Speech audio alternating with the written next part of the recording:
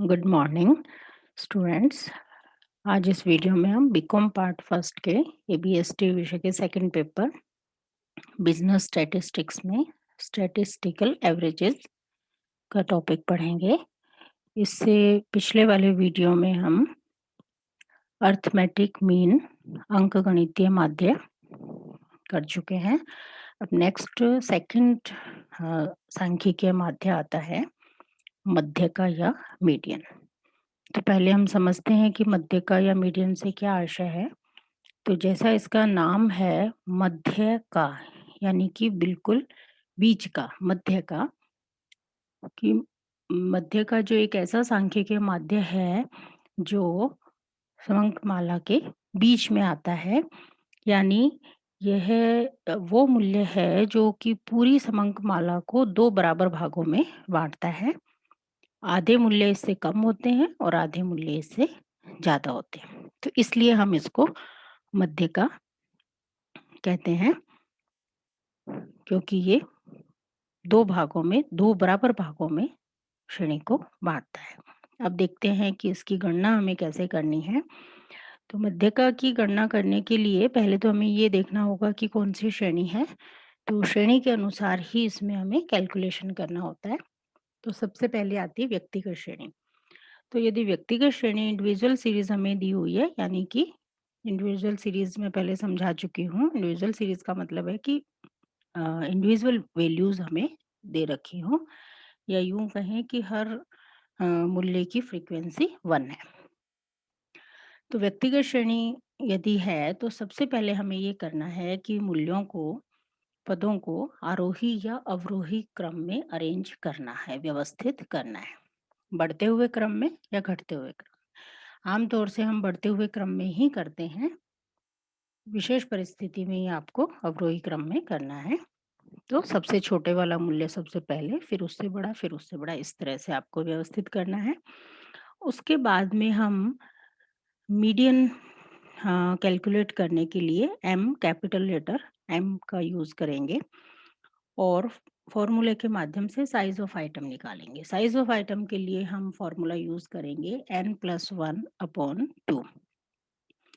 यहाँ पे n का मतलब पदों की संख्या से है, नंबर ऑफ आइटम, और इसमें +1 करके 2 से डिवाइड करेंगे तो साइज ऑफ आइटम आ जाएगा।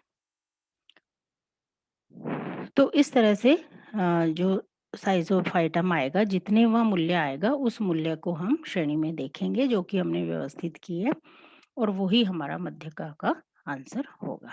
तो व्यक्तिगत श्रेणी में हमें इस तरह से कैलकुलेट करना है। इसको हम एग्जाम्पल के माध्यम से समझेंगे। अब व्यक्तिगत श्रेणी में भी दो चीजें हो सकती हैं। जो n है वो कई बार विषम संख्या के रूप में हो सकता है या फिर सम संख्या के रूप में भी हो सकता है। तो हम दोनों को ही एग्जाम्पल के माध्यम से समझते हैं। तो देखिए कैसे कैलकुलेशन होगा। यदि विषम संख्या है, ओड नंबर्स हैं, तो ये एग्जाम्पल हमें दिया हुआ है, इन मूल्य दिए हुए हैं और इनके आधार पे हमें मध्यका का निर्धारण करना है। तो सबसे पहले तो मीडियन कैलकुलेट करने के लिए हमें इन्हें असेंडिंग ऑर्डर में, यानी बढ़ते हुए क्रम में व्यवस्थित करना है। सबसे छोटा मूल्य 30 है, सबसे पहले उसको ले लेंगे, फिर 40 है, फिर 46 आ जाएगा, 50, 50, फिर 50 3 बार आया है तो इसको 3 बार लेंगे, फिर 54 है, फिर 80 है। तो इस तरह से ये 9 मूल्य हमें दिए हुए हैं और इनको हमने असेंडिंग ऑर्डर में लिख लिया। इसके बाद अब हमें साइज ऑफ आइटम कैलकुलेट करना है। 9 मूल्य है तो n+1/2 करेंगे तो 9+1/2, 10 को 2 से डिवाइड करेंगे तो ये आ गया 5th आइटम। तो अब मध्यका का आंसर हमारा क्या होगा। हम श्रेणी में देखेंगे कि 5th आइटम का मूल्य कितना है। तो 5th आइटम पर देखिए मूल्य है 50। तो मध्यका का मूल्य, ये हमारा आंसर मीडियन = 50 कहलाएगा। तो विषम संख्या होने पे इस तरह से करना है। अब इसी को दूसरा एग्जाम्पल देखिए। यदि सम संख्या है तो देखिए इस एग्जाम्पल में हमें 10 विद्यार्थियों के प्राप्तांक दे रखे हैं। तो इसमें भी मीडियन कैलकुलेट करने के लिए सबसे पहले आपको असेंडिंग ऑर्डर में सेट करना है श्रेणी को। सबसे छोटा मूल्य 45 है, 45, इसको लेंगे, फिर 60 है, 69 2 बार है तो 2 बार ले लेंगे, फिर 70 75 2 बार है, इसको 2 बार ले लेंगे, 80 81 और 90। इस तरह से इसको हमने व्यवस्थित कर लिया, अरेंज कर लिया असेंडिंग ऑर्डर में। अब हम साइज ऑफ आइटम कैलकुलेट करेंगे, तो क्योंकि यहाँ पे n मूल्यों की संख्या कितनी है 10, 10 + 1/2, तो यहाँ जो साइज ऑफ आइटम 5.5 दशमलव में आ रही है, जबकि ऊपर जो मूल्य है वो तो 1 2 3 4 5 इस तरह से हैं, राउंड फिगर में है, तो 5.5 है। इसका मतलब ये है कि फिफ्थ मूल्य प्लस हाफ, ये इसका मीनिंग हुआ। तो अब इसको हम कैलकुलेट कैसे करेंगे, तो 5.5 के रूप में जब भी इस तरह से हमारी साइज ऑफ आइटम आएगी, तो आपको जैसे इसमें 5.5 है तो फिफ्थ आइटम तो पूरा आएगा ही आएगा, प्लस सिक्स्थ आइटम को लेकर के हम दोनों का एवरेज निकाल लेंगे, यानी फिफ्थ आइटम और सिक्स्थ आइटम दोनों के बीच का मूल्य हमें लेना है। तो बीच का मूल्य लेने के लिए हम फिफ्थ और सिक्स्थ आइटम का एवरेज निकाल लेंगे।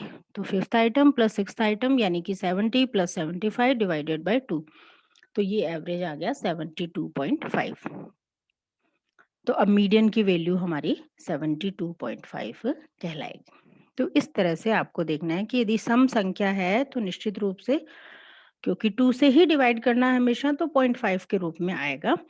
तो पहले वाला आइटम और बाद वाला आइटम दोनों का एवरेज आपको लेना है। तो ये सम संख्या होने पे करेंगे। तो ये तो व्यक्तिगत श्रेणी हुई, बहुत आसान है इसमें कैलकुलेशन। उसके बाद अब सेकंड टाइप ऑफ सीरीज आता है खंडित श्रेणी।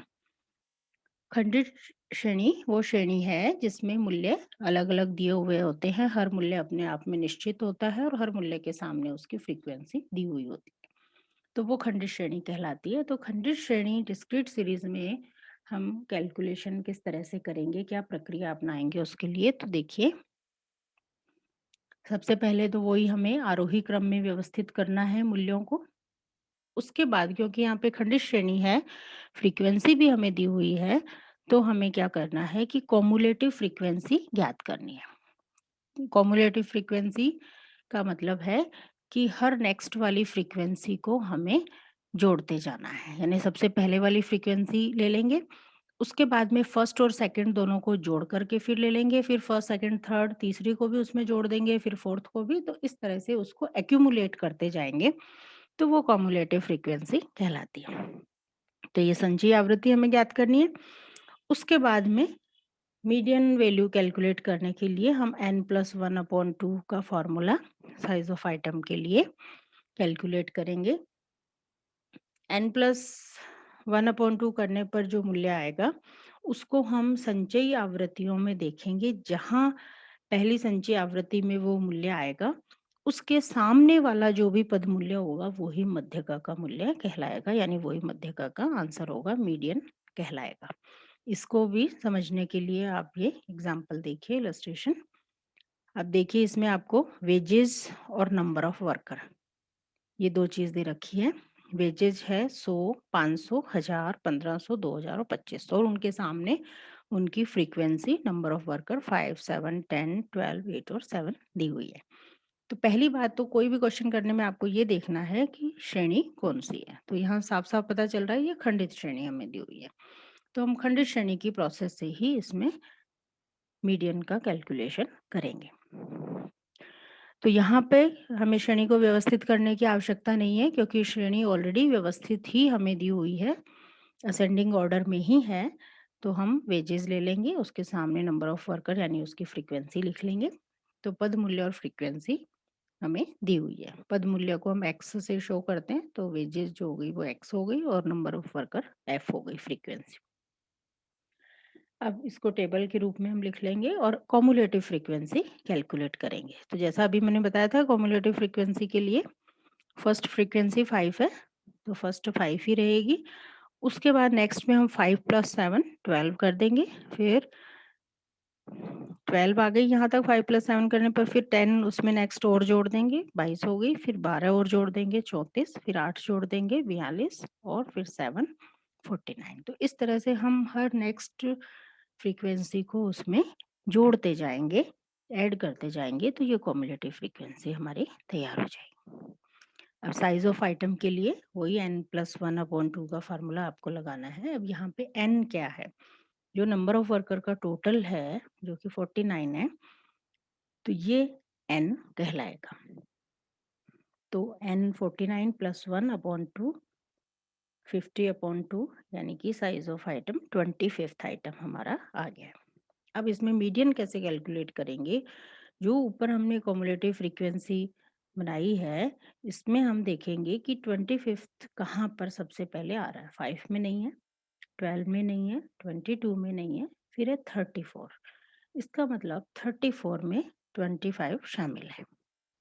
तो यहाँ पर इसके सामने वेजेस हमें कितनी दी हुई है, मूल्य कितना दिया हुआ है, तो 34 के सामने देखिए जो मूल्य दिया हुआ है वो है 1500। तो यहाँ पे ये 1500 रुपये जो है हमारी मध्यका मजदूरी कहलाएगी।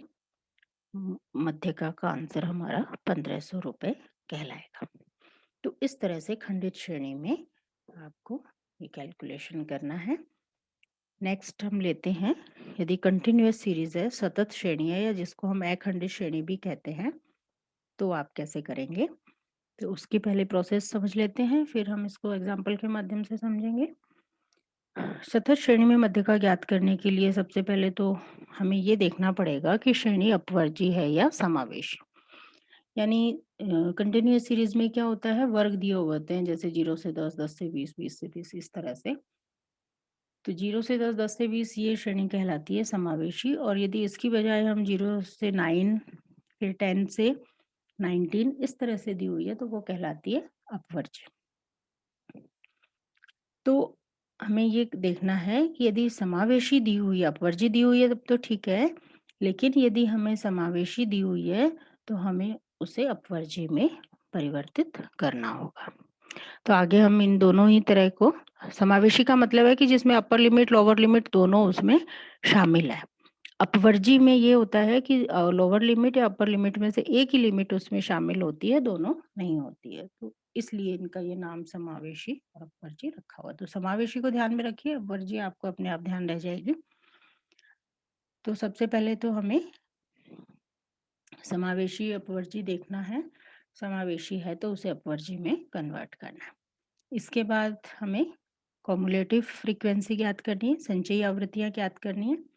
इसके बाद में साइज ऑफ आइटम के लिए मध्यका मद ज्ञात करने के लिए हमें n/2 का फार्मूला यूज करना है। तो एक चीज तो यहाँ पे ये ध्यान रखनी है कि यहाँ पे n+1 नहीं होगा, यहाँ पे n/2 ही आपको लेना है। इससे जो साइज ऑफ आइटम आएगी उसको हम वही कॉमुलेटिव फ्रीक्वेंसी में देखेंगे जैसे खंडित में हमने किया था। कॉमुलेटिव फ्रीक्वेंसी के सामने वाला हम मूल्य देखेंगे। तो क्योंकि यहाँ पे कंटिन्यूअस सीरीज है तो फिक्स मूल्य नहीं है, खंडित की तरह से फिक्स मूल्य नहीं है। यहाँ पे संचयी आवृत्ति के सामने जो मूल्य हमें दे रखे हैं वो वर्ग के रूप में दे रखे हैं। जैसे मान लो कि 20 से 25 का ग्रुप आता है या कोई भी ग्रुप उसमें आता है तो वो क्या कहलाएगा, मीडियन ग्रुप कहलाएगा। अब मीडियन ग्रुप में मीडियन का आंसर है, लेकिन वो आंसर कौन सा है ये कैलकुलेट करने के लिए हमें एक फॉर्मूला और यूज करना पड़ेगा और उसके माध्यम से हम आंसर कैलकुलेट करेंगे।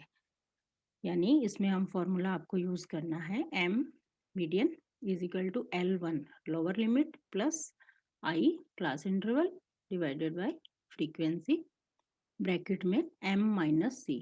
m का मतलब मीडियन जो हमने ऊपर कैलकुलेट किया था, और c का मतलब है मीडियन ग्रुप से तुरंत पूर्व वाली संचयी आवृत्ति। और यहाँ पे जो फ्रीक्वेंसी लेंगे वो भी आपको जो मीडियन ग्रुप आया है उसके सामने वाली फ्रीक्वेंसी आपको लेनी है। तो इस तरह से ये फॉर्मूला आपको यूज करना है। अब कई बार श्रेणी हमें अवरोही क्रम में भी दी हुई हो सकती है, यानी घटते हुए क्रम में भी दी हुई हो सकती है। तो उस कंडीशन में बाकी प्रोसेस सब सेम रहेगी, सिर्फ थोड़ा सा जो चेंज है लास्ट वाले फॉर्मूले में आ जाएगा। जो ऊपर हमने फॉर्मूला किया था L1 प्लस किया था उसकी बजाय यहाँ पे L2 माइनस आ जाएगा। सिर्फ यही चेंज आएगा, बाकी सेम रहेगा। तो L2 माइनस I/F m-c, बाकी फार्मूला सेम है। उसमें L1 प्लस था और इसमें L2 माइनस हो जाएगा। तो इस तरह से जो आंसर आएगा वो मीडियन ग्रुप का आंसर आ जाएगा कि मीडियन कितना होगा। अब इसको भी समझने के लिए हम एग्जाम्पल लेते हैं। पहले अपवर्जी श्रेणी में लेते हैं। देखिए, निम्न सारणी से मध्य का ज्ञात करिए। तो वेजेस दे रखी है हमें 0 से 5, 5 से 10, 10 से 15, 15 से 20, 20 से 25 और नंबर ऑफ एम्प्लॉयज 5, 8, 10, 9 और 8। तो ये श्रेणी देख के सबसे पहले तो ये कंटिन्यूअस सीरीज है, ये आपको देखना है, व्यक्तिगत नहीं है, खंडित नहीं है। ये कौन सी है? ग्रुप दिए हुए हैं, इसका मतलब ये अखंडित श्रेणी है, कंटिन्यूअस सीरीज है।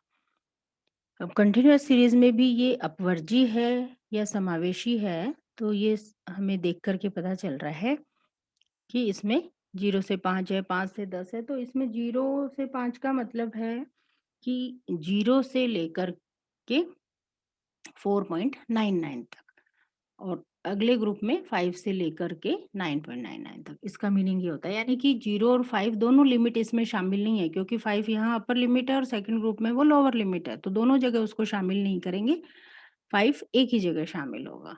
तो ये इस तरह की जो कंटिन्यूएशन में चल रही है, कोई गैप नहीं है, तो ये इस तरह की क्या कहलाती है? अपवर्जी श्रेणी। यानी इसकी पहचान ये है कि पहला ग्रुप 0 से 5, इसकी जो अपर लिमिट 5 है, वो अगले ग्रुप की लोअर लिमिट भी 5 है, दोनों सेम है, दोनों में कोई भी डिफरेंस नहीं है। तो ये इस तरह की श्रेणी क्या कहलाती है? अपवर्जी श्रेणी कहलाती है। तो अपवर्जी श्रेणी में हम देखिए कैसे कैलकुलेट करेंगे। वही सबसे पहले वेजेस ले लेंगे, number of employees, frequency, wages x मूल्य कहलाएगा और number of employees frequency. Cumulative frequency लेनी है हमें।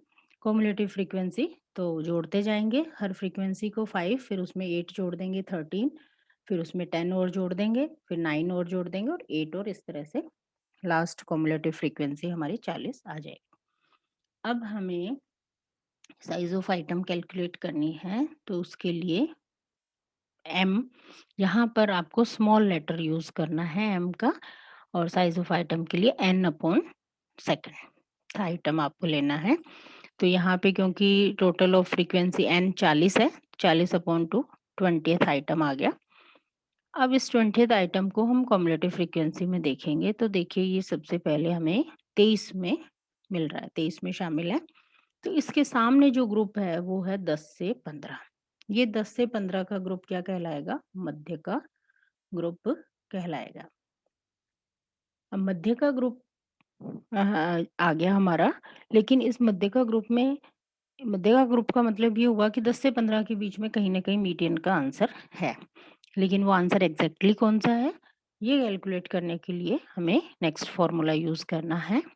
तो यहाँ इस फॉर्मूले में जो एम मीडियन हम कैलकुलेट करेंगे, ये कैपिटल यूज करना है। पहले वाले फार्मूले में साइज ऑफ आइटम के लिए स्मॉल लेटर यूज किया था, क्योंकि उससे केवल हमें मध्य का ग्रुप ज्ञात हो रहा है, मीडियन ग्रुप ज्ञात हो रहा है, मीडियन का आंसर उससे नहीं आ रहा है। तो अब यहाँ ये सेकंड वाले फॉर्मूले से हमें मीडियन कैलकुलेट हो जाएगा।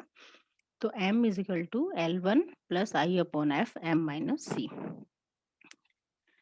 अब इसमें L1 लेंगे, L1 का मतलब लोअर लिमिट। तो जो मध्य का ग्रुप हमारा 10 से 15 आया, उसका लोअर लिमिट कितनी है? 10, 10 ले लिया, प्लस आई मतलब क्लास इंटरवल।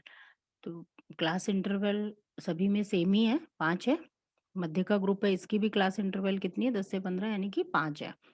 तो 5 ले लिया हमने क्लास इंटरवल आई के रूप में, डिवाइडेड बाय एफ। मध्य का ग्रुप की फ्रीक्वेंसी कितनी है? 10। 10 से 15 के सामने की फ्रीक्वेंसी 10 है, 10 से डिवाइड कर देंगे। ब्रैकेट में आपको लेना है m माइनस सी। m का मतलब जो ऊपर आपने साइज ऑफ आइटम कैलकुलेट किया था 20th आइटम, तो वो 20 लेना है, माइनस मध्य का ग्रुप से तुरंत पूर्व वाले ग्रुप की कॉम्युलेटिव फ्रीक्वेंसी, उससे पहले वाले ग्रुप की। तो मध्य का ग्रुप की कॉम्युलेटिव फ्रीक्वेंसी तो 23 है, लेकिन इससे पूर्व वाले ग्रुप की कितनी है? 13। तो ये हम यहाँ पे 13 ले लेंगे, सी की जगह 20 माइनस 13। अब इसको हम सॉल्व करेंगे, तो पहले ब्रैकेट सॉल्व करना है, फिर ये डिवाइड को सॉल्व करना है, और फिर लास्ट में इसको हमें प्लस करना है। तो ये कैलकुलेट करने पे ये आ रहा है 13.5। तो मीडियन वेजेस हमारी हो जाएगी 13.5। Median answer is 13.5, 13.50। तो ये था अपवर्जी श्रेणी में। अब यदि हमें समावेशी श्रेणी दी हुई है तो हमें क्या करना है, समावेशी श्रेणी को पहले आपको अपवर्जी में कन्वर्ट करना है। उसके बाद कैलकुलेशन जो सेम हमने ऊपर किया उसी तरह से ही आपको करना है। तो समावेशी श्रेणी में देखिए, निम्न समंकों से मध्य का ज्ञात करिए। फार्म साइज एकड़ में दिया हुआ है और नंबर ऑफ फार्म 0 से 40, फिर 41 से 80, 81 से 120, 121 से 160, 161 से 200 और 201 से 240 और 241 एंड अबव। तो इसमें देखिए 0 से 40 है, 40 की जो अपर लिमिट थी फर्स्ट ग्रुप की, उसके बाद सेकंड ग्रुप की जो लोअर लिमिट है, यदि वो 40 ही होती तब तो ये क्या कहलाता, ये अपवर्जी श्रेणी कहलाती, पर यहाँ पे ये 41 है। तो फर्स्ट ग्रुप की अपर लिमिट और नेक्स्ट ग्रुप की लोअर लिमिट दोनों में एक एक का डिफरेंस है। आगे के ग्रुप में भी सेम यही सिचुएशन चल रही है, एक एक का डिफरेंस आ रहा है। तो यहाँ पर ये डिफरेंस है, इसका मतलब ये क्या पहचान है, ये समावेशी श्रेणी है। तो समावेशी श्रेणी को हमें पहले अपवर्जी में कन्वर्ट करना होगा। तो उसके लिए आपको क्या तरीका अपनाना है, जो फर्स्ट ग्रुप की अपर लिमिट 40 और नेक्स्ट ग्रुप की लोअर लिमिट 41, दोनों का डिफरेंस लेंगे, एक है, सभी में ही एक एक का डिफरेंस है, इसका हाफ कर देंगे, इसका हाफ हो गया 0.5। तो फर्स्ट ग्रुप की जो अपर लिमिट है उसमें तो जोड़ देंगे और नेक्स्ट ग्रुप की जो लोअर लिमिट है 41 उसमें से घटा देंगे, तो दोनों फिगर जो है वो सेम आ जाएंगे।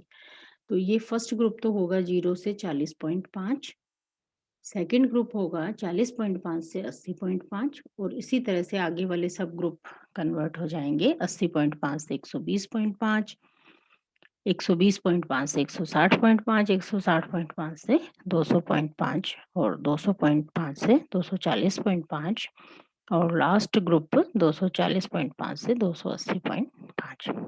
सेम डिफरेंस से हमने इनको तैयार कर लिया। तो ये तो तरीका हुआ समावेशी को अपवर्जी में कन्वर्ट करने का। अब आगे की प्रोसेस करेंगे। ये फार्म की साइज हमारी आ गई, अपवर्जी के फॉर्म में आ गई है।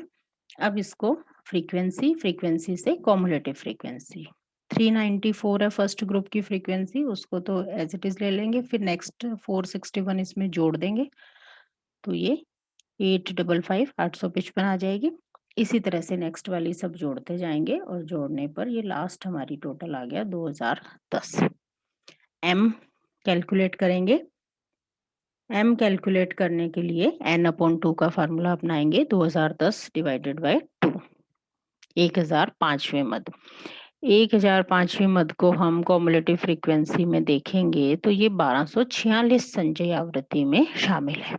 इसके सामने का ग्रुप है 80.5 से 120.5, 80.5 से 120.5, तो ये मध्य का ग्रुप कहलाएगा, मीडियन ग्रुप।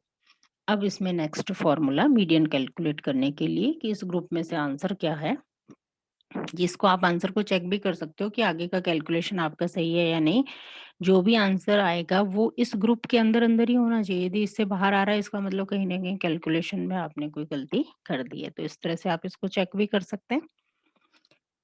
तो मीडियन का फॉर्मूला लगाएंगे, L1 plus I upon F M minus C. Lower limit 80.5 plus interval 40 का है, 40 ले लेंगे। इसकी फ्रीक्वेंसी ऊपर देखिए, इसकी फ्रीक्वेंसी 391 है, तो 391 ले लेंगे। एम 1005 आ रही था, माइनस जो कॉमुलेटिव फ्रीक्वेंसी थी मध्यिका ग्रुप से उससे तुरंत पूर्व वाली, तो 855, तो ये 855 हमने ले लिया। अब इसको सॉल्व करेंगे, 80.5 प्लस 15.35 और हमारा आंसर आ गया 95.85 एकड़। तो ये मीडियम साइज कहलाएगी। तो इस तरह से आपको कैलकुलेशन करना है। तो ये हो गई कंटिन्यूअस सीरीज, उसमें अपवर्जी समावेशी दोनों तरह की हमने देखी। डिसेंडिंग ऑर्डर में यदि है तो उसमें वही जो ऊपर मैंने बताया आपको कि L1 प्लस की बजाय L2 माइनस का फॉर्मूला इसमें यूज हो जाएगा। इसके अलावा कई बार ये आपको मध्य मूल्य दिया हुआ हो सकता है, तो पहले उसके हम ग्रुप बनाएंगे और फिर आगे की प्रोसेस सेम ही रहेगी। कई बार जो फर्स्ट ग्रुप है वही मध्यका का ग्रुप हो सकता है, मीडियन ग्रुप हो सकता है। तो उसमें जो हम m-c करते हैं तो c की वैल्यू उसमें, क्योंकि उससे पूर्व वाला वर्ग है ही नहीं, तो वहाँ पे हमें c की वैल्यू 0 मानते हुए उसको करना चाहिए।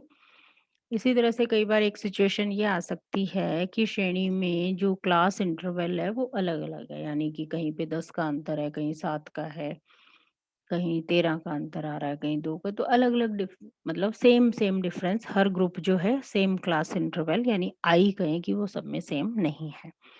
तो उस क्वेश्चन को हम ऑब्जर्व करेंगे और ये देखेंगे कि यदि हम उसको कुछ वर्गों को आपस में जोड़ करके यदि सभी को हम समान क्लास इंटरवल पे ला सकते हैं, इक्वल क्लास इंटरवल पे ला सकते हैं, तो उस तरह से उसको कर लेंगे। लेकिन कई बार ये होता है कि पॉसिबिलिटी है ही नहीं उसमें समान करने की, तो जितना संभव हो हम उनको समान कर लेंगे, अदरवाइज़ फिर असमान वर्गांतर रहने देंगे और उसी के आधार पर मध्यका की गणना करेंगे।